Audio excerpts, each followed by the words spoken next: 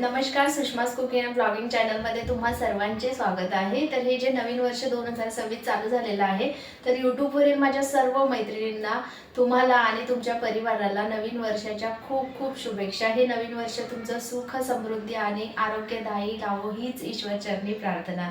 तर चला, आजची जी माझी रेसिपी आहे ती आपण आज बनवणार आहोत पावभाजी। तर त्यासाठी लागणारं साहित्य चला बघून घेऊया आणि जी आपली रेसिपी आहे ती बनवायला सुरुवात करूया। आणि हा, जर तुम्ही माझ्या चॅनलवरती नवीन असाल तर माझ्या चॅनलला प्लीज सबस्क्राइब करायला विसरू नका आणि बेल आयकॉनवरती क्लिक करा, जेणेकरून तुम्हाला माझी जी नवीन रेसिपी आहे ती बघायला मिळेल। तर चला, आजची जी आपली रेसिपी आहे ती बनवायला सुरुवात करूया। तर चला, पावभाजीसाठी लागणारं साहित्य जे आहे ना ते आपण इथं कट करून घेतलेलं आहे। त्यासाठी मी इथं एक शिमला मिरची कट केलेली आहे आणि एक बीटरूट खिसून घेतलेला आहे, थोडेसे हिरवे मटर घेतले, 2 बटाटा आणि फ्लावर थोडंच घेतलेलं आहे। बीटरूट जे आहे ना ते तुम्ही या ठिकाणी ना खिसून घ्या, कट करून टाकू नका, कारण जर पण याचे कट करून काप टाकलेत ना तर ते लवकर शिजत नाही। बाकीचं जे आपलं साहित्य आहे ना ते लवकर शिजून होतं, पण बीटरूट जे आहे ना ते लवकर शिजत नाही। तर चला, आपण आता हे जे सर्व साहित्य कट करून घेतलेलं आहे याला कुकरमध्ये टाकून 7 ते 8 शिट्या काढून घेऊया। तर चला, कुकरमध्ये आपण जे कट करून घेतलेलं साहित्य होतं ते सर्व टाकून घेऊया। पावभाजी बनवताना ना शक्यतो वरनं तुम्ही बटाटा कमी टाकून ना थोड्या जेवढं होईल तेवढं भाज्या टाकण्याचा प्रयत्न करा। असं तर आपले मुलं जे आहेत ते बीटरूट झाले, ह्या भाज्या ज्या असतात ना हे खात नाही, तर बीटरूट वगैरे हे ना तुम्ही पावभाजीमध्ये जास्त प्रमाणामध्ये घाला, जेणेकरून आपल्या मुलांच्या पोटामध्ये ज्या भाज्या आहेत ना त्या जातील।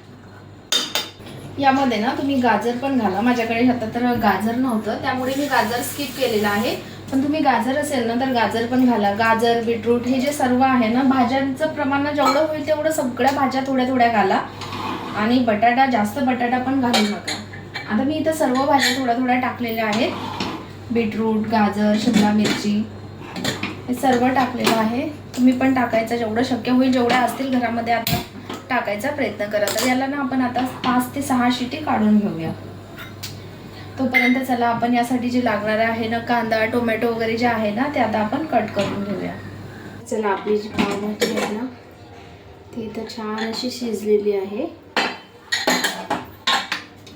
बघा। याला आपण आता हे बघू शकता, याला आपण आता मॅशरने मॅश करून घेऊया। छान मॅश करून घेऊया।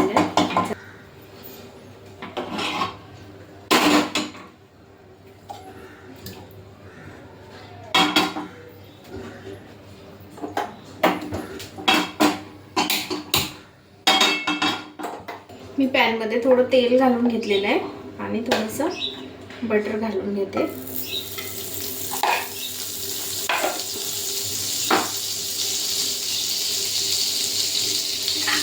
बघा, या ठिकाणी मी 3 कांदे कट करून घेतलेले, 2 टमाटर आणि कोथिंबीर। तर आपण आता बघा कांदा घालून घेऊया, जो आपण कट केलेला आहे तो परतून घेऊया। तुमची भाजीची क्वांटिटी, पावभाजीची क्वांटिटी जर जास्त प्रमाणात असेल ना तर तुम्ही कांद्याचं प्रमाण ना जास्त घेऊ शकता। माझी क्वांटिटी इथं थोडी कमी होती, त्यासाठी मी इथं 3 मीडियम साईजचे कांदे कट करून घेतलेले आणि 2 टोमॅटो। बघा, कांदा जो आहे ना तो आपला छान असा परतून झालाय। यामध्ये आपण आता 1 चम्मच आले लसूणची पेस्ट घालून घेऊया।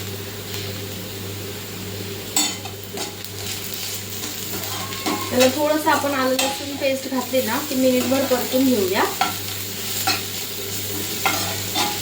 यामध्ये आपण बारीक कट केलेला टोमॅटो घालून घेऊया।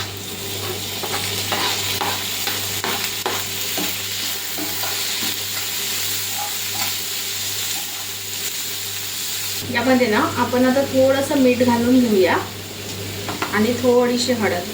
मीठ आणि हळद घातले ना की याला मिक्स करून घेऊ आणि याला आपण थोडं 2 मिनिटासाठी झाकून ठेवूया, जेणेकरून आपण जे टोमॅटो घातलेलं आहे ते आपलं सॉफ्ट होईल। हे बघा, या ठिकाणी आपलं जे टोमॅटो आहे ना ते छान असं सॉफ्ट झालेलं आहे।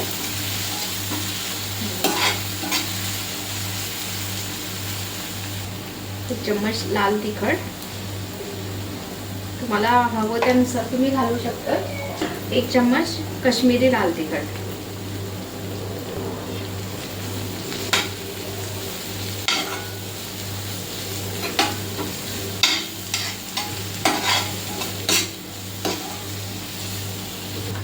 आणि इथं 2 चम्मच पावभाजी मसाला.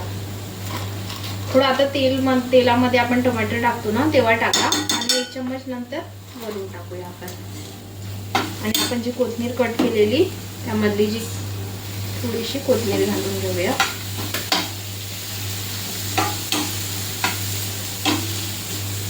यामध्ये ना आता थोडंसं पाणी घालून घेऊ. यावरती आपण थोडं झाकण ठेवून देऊया, जेणेकरून आपण जे मसाले टाकलेत ना ते खाली लागणार नाहीत आणि आपली जी ग्रेव्ही आहे ना ती थोडी थिक होईल. झाकण ठेवून दिला, मिनिटभर झाकण ठेवून देऊया.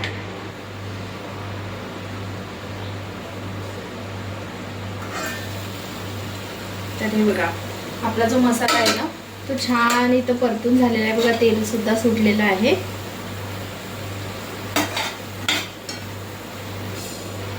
तर चला यामध्ये आपण आता जी आपली पावभाजी शिजवलेली होती ती सर्व घालून घेऊया.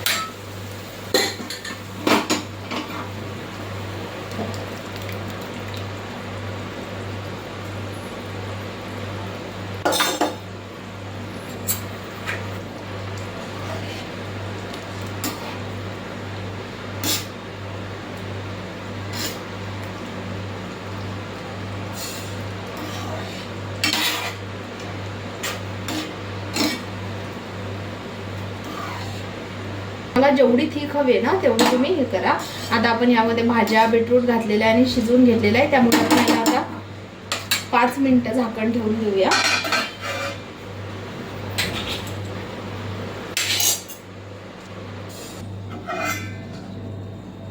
तर बघा आपली जी पावभाजी आहे ती इथं तयार झालेली आहे.